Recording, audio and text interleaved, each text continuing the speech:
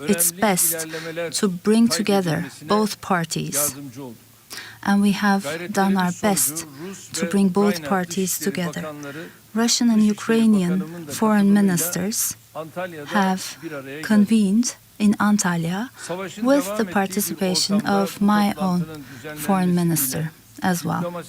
So having this organized is an important plus for diplomacy and for the establishment of a long-lasting ceasefire. Our efforts will continue.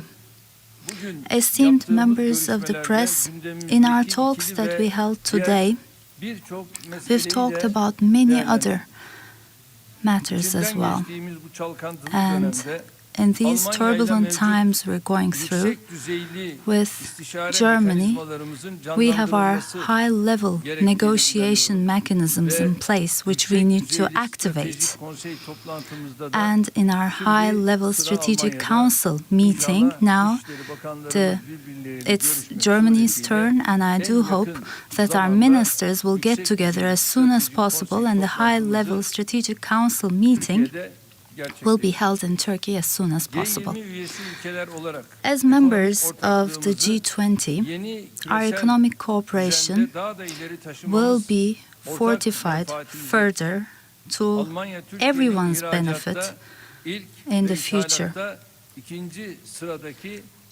Germany is an important partner in terms of imports and exports. 38 billion USD was the amount of the bilateral commerce between the two countries in 2020, and in 2021 this has gone above 21 billion US dollars.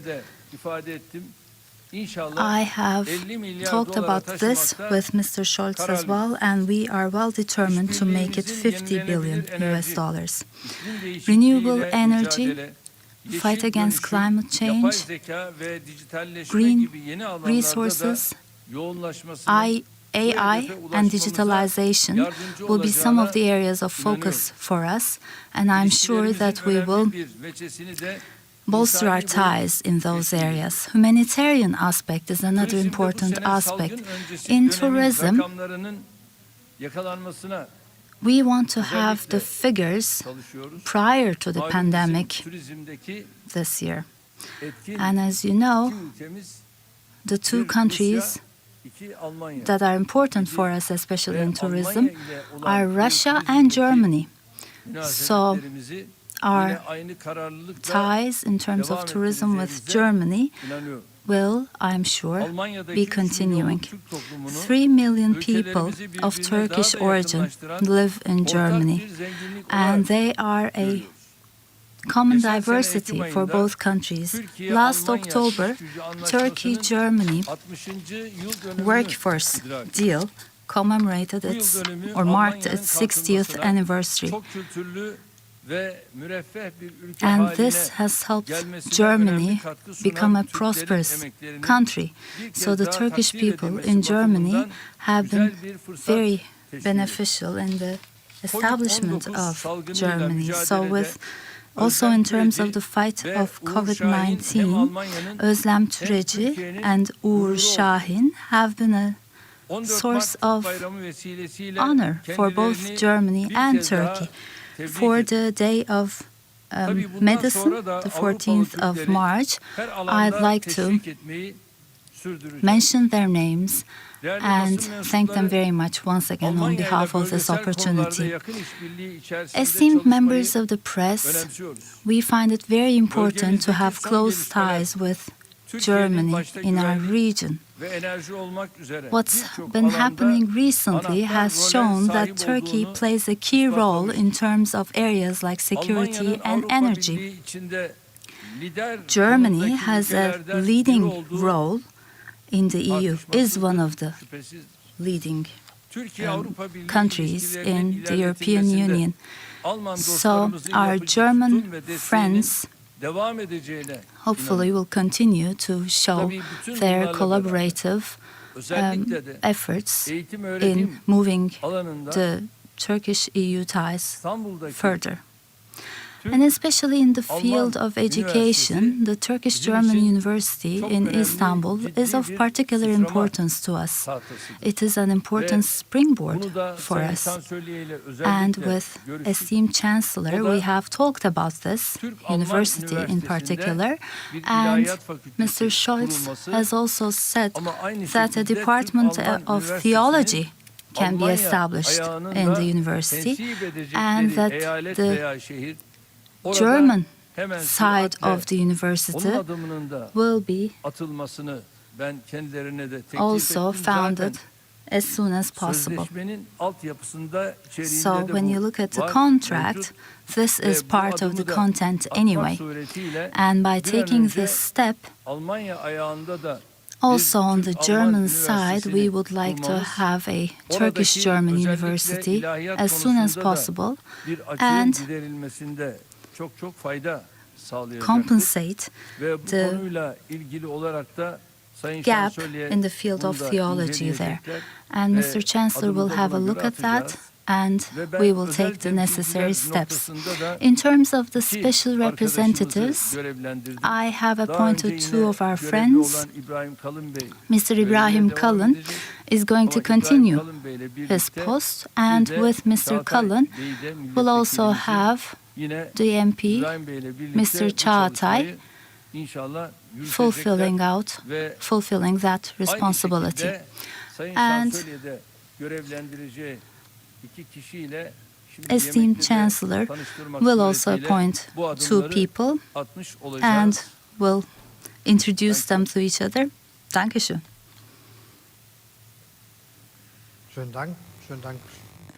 Thank you very much for giving me the opportunity to be here. I am very pleased that I can be in Turkey as German Chancellor, and I want to thank you for the very friendly discussion that we've had. You will have noticed that we took a long time for our discussion, which gives you a sense that there was a lot to talk about, but it is also proof of the fact that we can speak in a cooperative manner. We meet at a time when there is war in Europe, something that none of us had ever wanted to imagine, although the danger was brewing over the last few years. The Russian invasion of Ukraine continues. There are atrocious images reaching us from the media, from the east especially of the country, and all of us, including myself and my colleague here, are glued to the screen, are terribly concerned about all of the people who are losing their lives and all of the families who are being destroyed and the destruction that is taking place in Ukraine as we speak. President Erdogan and myself are absolutely in agreement that the violent military conflict in Ukraine must be condemned and that we want to see a ceasefire as soon as possible. It has to happen now so that we can save lives. There have to be safe corridors for civilians so that they can escape these areas of attack. This has to happen as soon as possible, but in every single day, with every bomb, Russia is moving further and further away from the international community and our values. So a clear appeal now to the Russian president: stop this conflict. There can only be a diplomatic solution of it. Against this background, the intense conversations that we've had between Ukraine and Russia are important. They are talking. We need to talk as well. And Mr. Erdogan and myself talked a lot about the things we've heard from Mr. Putin, Mr. Zelensky. I myself have spoken to the Russian president on a number of occasions. I've spoken to the French president often and with Ukrainian President Zelensky as well. And it's important that we do everything we can to ensure that we stay in a dialogue, that there are conversations, but we also have to achieve results quickly. It can't just be a standstill. We are grateful for the efforts of our Turkish counterparts, for our colleagues in Turkey. It is good that there are conversations as well between the Ukrainian and the Russian foreign ministers as well in their presence. And this is all important and all a worthy thing to pursue. We're also grateful for those who volunteer to help so many people who have fled their homes in Ukraine. We know it's 1.7 million. There are hundreds of thousands arriving in Germany. In Turkey, many refugees have arrived as well. Some Turkish citizens have been expatriated to safety from Ukraine, but there are many others who have fled to Turkey as well to seek refuge. So it's very good that there is that support for them. We also want to ensure that Ukraine is in a position to defend itself. We are offering financial support to this end, humanitarian aid. We have also offered aid in terms of weapons, as has Turkey. And so I want to say that closing the Bosphorus for war ships is an important contribution to defusing this crisis.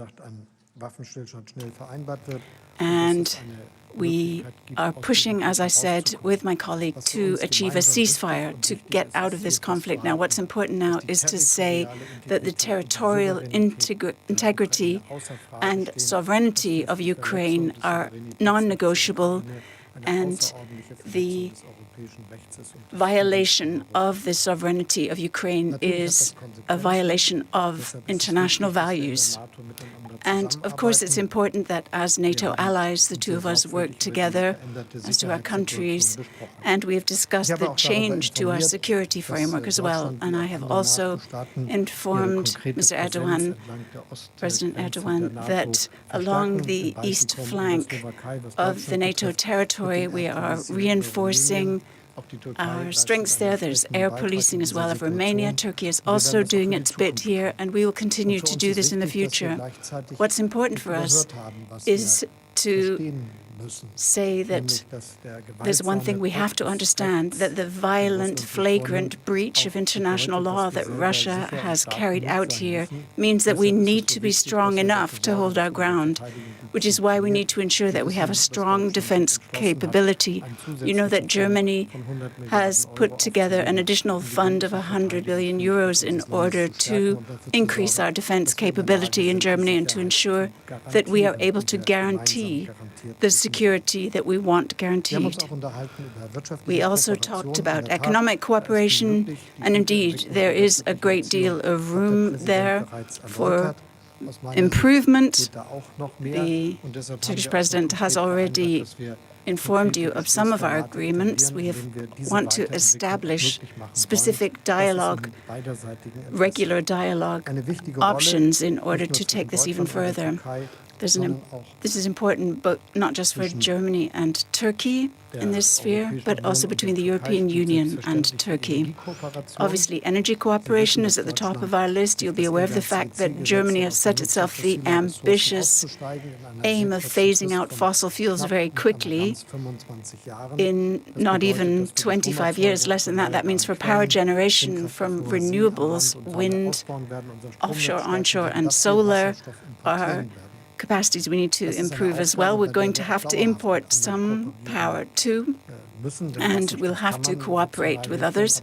Hydrogen is another issue, but if you are such a big industrial country as Germany, you will have to import power from somewhere, and therefore we are also looking at how we can import renewable power as well as generating our own. We need to diversify our energy portfolio within Europe in terms of gas, oil, and coal from other sources than from Russia, because we don't want to remain in our dependent situation that we find ourselves in now. We need to have a sovereignty to make our own decisions, regardless of how geopolitical things develop.